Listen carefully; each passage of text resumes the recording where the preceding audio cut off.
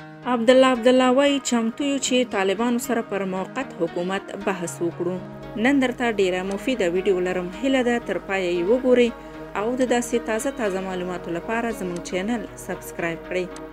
د افغانستان د ملي مصالحې د عالی شورا مشر ډاکټر عبدالله وایي تیار دی چې د سولې لپاره له طالبانو سره د موقت حکومت پر جوړېدو بحث وکړي. د امریکا غږ انګلیسي څانګې په یوه راپور کې ویلي ډاکټر عبدالله وایي چې د سولې لپاره رامنځته شوی فرصت باید ضایع نشي. نوموړي ویلي افغان حکومت او طالبانو ته پکار ده چې پر خپل دریځ ډیر کلک ونه درېږي، بلکې په خپلو افکارو کې دې نرمښت راولي.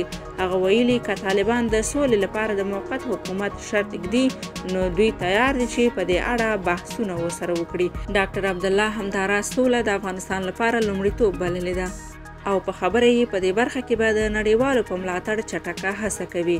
هغه د تاوتریخوالي اوسنی وضعیت هم د اندېښنې وړ بللی دی او په خبره یې د تاوتریخوالي اوسنۍ کچه باید راکمه کړل شي او د سولې لپاره د باور فضا پیاوړی شي. دا لومړی ځل دی چې د افغان حکومت لوړپوړي چارواکي د موقت حکومت د جوړېدو په اړه د بحث لپاره تیاری ښیي.